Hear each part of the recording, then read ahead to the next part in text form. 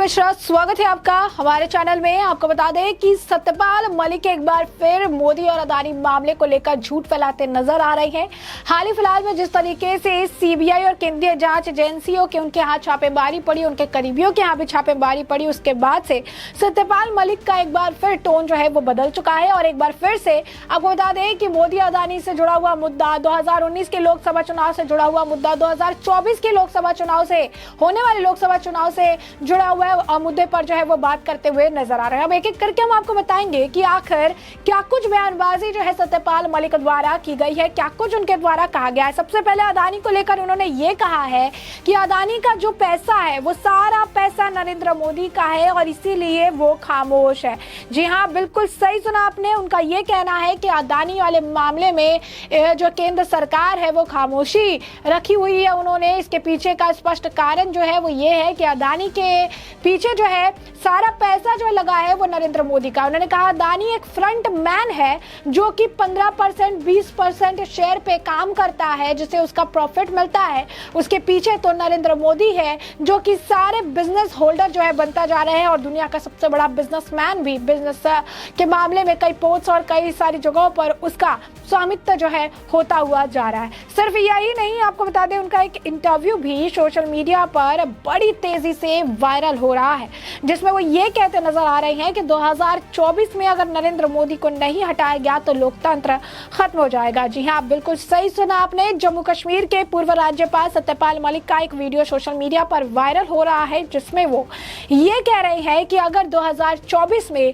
नरेंद्र मोदी को नहीं हटाया तो यह लोकतंत्र को खत्म कर देगा, चुनाव ही नहीं होगा। फिर वीडियो में मलिक पत्रकार से चर्चा करते नजर आ रही। इस दौरान उन्होंने कहा कि यह आखिरी मौका है, इस बार जाति धर्म संप्रदाय सब भूल कर इनके खिलाफ वोट करो वरना वोट का मौका नहीं मिलेगा। आप देखिए, खुद कह रही हैं कि जाति संप्रदाय इन सब के ऊपर सब कुछ भूल कर वोट करना है। और इसी वीडियो में ये भी कह रही हैं कि ये मुझे नुकसान नहीं पहुंचा सकते, ये मुझे नुकसान पहुंचाने के बारे में सोच भी नहीं सकते, क्योंकि 5 राज्यों में मेरी जाति के लोग हैं, वो इनकी खटिया खड़ी कर देंगे, वो इनका इलाज अच्छे से कर देंगे, तो इसी वजह से मुझे नुकसान पहुंचा ही नहीं सकते।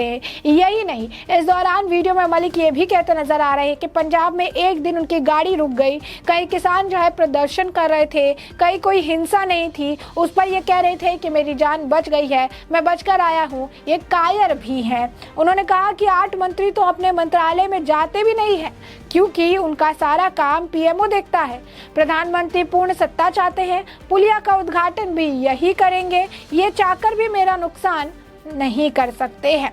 तो अब देखिए, इस तरीके से जो है इनके द्वारा बयान दिया गया है, इस तरीके से जो है बातें वो कहते नजर आ रही हैं। 2024 को लेकर भी कहा, और वहीं आपको बता दें कि 2019 के लोकसभा चुनाव को लेकर भी उनके द्वारा एक बयान जो है दिया गया है। उन्होंने ये कहा है कि 2019 के लोकसभा चुनावों को लेकर वो विवादित बयान देते हुए कह रही हैं कि जो उस वक्त सैनिक थे उनकी लाशों पर लड़ा गया था ये चुनाव, और इस मामले की जाँच होती तो तत्काल जो गृह मंत्री थे उन्हें इस्तीफा देना पड़ जाता। मलिक ने दावा किया कि उन्होंने घटना को तुरंत बाद प्रधानमंत्री को सूचित किया, लेकिन इस प्रधानमंत्री इस पर चुप रह गए। मलिक ने अलवर जिले के बंसूर में कार्यक्रम में कहा कि 2019 का लोकसभा चुनाव हमारे सैनिकों की लाशों पर लड़ा गया है और कोई जांच नहीं हुई। अगर जांच होती तो तत्काल गृह मंत्री राजनाथ सिंह को इस्तीफा देना पड़ जाता और कई अधिकारी जेल में होते और एक बड़ा विवाद पैदा हो जाता।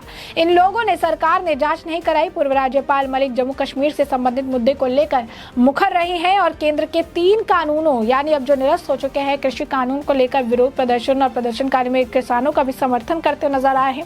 उल्लेखनीय है कि जम्मू कश्मीर के पुलवामा 14 फरवरी 2019 को केंद्रीय जो है रिजर्व पुलिस बल सीआरपीसी के काफिले पर हुए आतंकी हमले में 40 जवान जो है शहीद हुए थे, और इसे ही लेकर उनकी तरफ से बयानबाजी की जा रही है। ये वही सत्यपाल मलिक है जो एक इंटरव्यू में ये भी कह रहे थे कि मैंने ऐसे ही बोल गया, मेरे मुंह से निकल गया, अब मैंने एक झूठ बोला था, मैंने गलत बोला था, मैं अपनी बातों को वापस लेता हूँ। ये अमित शाह पर बोले गए, उनके बोल के बाद उनका ये आप कह सकते हैं टर्म है। तो ये सत्यपाल मलिक ऐसे है जो आप कह सकते हैं ध्यान बटोरने के लिए, लाइमलाइट में रहने के लिए अपना एक दबदबा बनाने के लिए पहले तो बयानबाजी कर देते हैं, उसके बाद फिर दूसरे इंटरव्यू में जब इसी बयानबाजी से जुड़े हुए सवाल पूछे जाते हैं, जब इसी बयानबाजी से जुड़े हुए क्वेश्चन किए जाते हैं, तो फिर उसी आप कह सकते हैं दूसरे इंटरव्यू में जाकर वो अपने बयान है उससे ही पलट जाते हैं।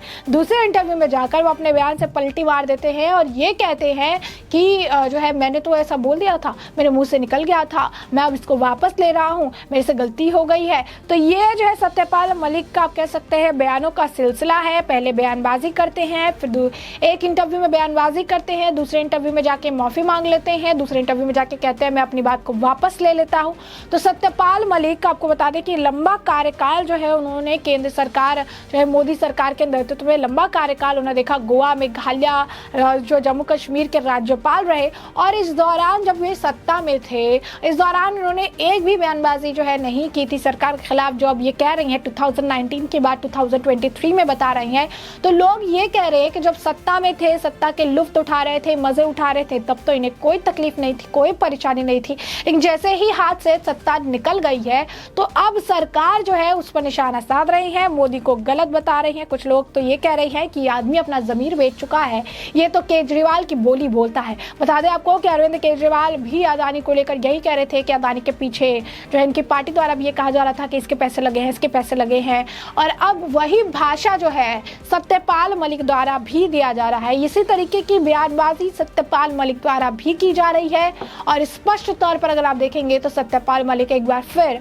केंद्र की मोदी सरकार पर निशाना साधने के प्रयास में हुल फजूल खबरें और कह सकते हैं कि बयान जो है वो देते हुए नजर आ रही हैं। ऐसे में स्पष्ट तौर पर आप देखेंगे कि ये अलग अलग बयान उनके द्वारा दिए गए हैं। सबसे पहला जो बयान है उसमें ये कह रही हैं कि अदानी फ्रंट मैन है जिसका इस्तेमाल नरेंद्र मोदी द्वारा किया जा रहा है, 15-20% शेयर पर ये काम करता है और इसके पीछे सारे पैसे नरेंद्र मोदी के लगे हुए हैं और इसी वजह से वो इस पर किसी तरीके की बयानबाजी नहीं करते हैं और इसी वजह से इस पर खामोशी साधे हुए हैं। राहुल गांधी ने ये मुद्दा उठाया था, विपक्ष ने मुद्दा उठाया, 2 बार मोदी जी गए लेकिन दोनों बार ही उन्होंने इस मुद्दे पर बातचीत नहीं की, ना उस मुद्दे पर वो कुछ कहते नजर आए। वही दूसरी तरफ उन्होंने ये कहा कि 2019 का लोकसभा चुनाव हमारे सैनिकों की लाशों पर लड़ा गया है, अगर इस मामले की जांच हुई होती तो उस वक्त के जो तत्कालीन रक्षा मंत्री थे राजनाथ सिंह, उन्हें इस्तीफा देना पड़ता। मैंने कोशिश किया लेकिन मुझे चुप करा दिया गया था। इसके बाद उन्होंने होने वाले 2024 के चुनाव को लेकर भी ये कहा कि होने वाले 2024 के चुनाव में जाति धर्म से ऊपर उठकर जो है वोटिंग करनी है, नहीं तो मोदी जो है अगर 2024 में आता है तो वो लोकतंत्र को खत्म कर देगा और उसके बाद किसी तरीके का कोई चुनाव नहीं होगा। और इसी वीडियो में वो ये भी कह रही हैं कि इस तरीके से मेरे खिलाफ जो है वो किस तरीके का कार्रवाई नहीं कर सकते हैं, मेरे को कोई नुकसान नहीं पहुंचा सकते हैं क्योंकि 5 अलग अलग राज्यों में मेरी जाति के लोग रहते हैं जो कि इनका अच्छे से इलाज कर देंगे। और लोगों की भी प्रतिक्रिया रही, लोग भी यही कह रही हैं कि इस तरीके की भाषा जो है पहले तो राज्यपाल जो है पूर्व राज्यपाल को शोभा नहीं देती है और लोग ये भी कह रहे हैं कि पहले इंटरव्यू में बयानबाजी करते हैं, दूसरे इंटरव्यू में जाकर उनकी बयान जो है पलट जाते हैं, तुरंत जो है अपने बयान से कन्नी काट लेते हैं, किनारा कर लेते हैं। तो जो इनकी बात है इन पर किसी को भी भरोसा नहीं होता है और यही कारण है क्योंकि ये अपनी बात को दोहराते रहते हैं, रिपीटली एक चीज करते रहते हैं, लेकिन इसका ना इम्पैक्ट पड़ता है और ना ही इसका किसी तरीके का कोई फायदा होता हुआ नजर आता है। तो स्पष्ट तौर पर अगर आप देखेंगे तो सत्यपाल मलिक का झूठ बेनकाब हो चुका है, लोग भी अब इस पर प्रतिक्रिया दे रहे हैं जिसके बारे में हमने आपको बड़े विस्तार से जानकारी दी है। और अब इस पूरे मामले पर आपकी जो राय हो कमेंट सेक्शन में कमेंट करके जरूर साझा करें। धन्यवाद।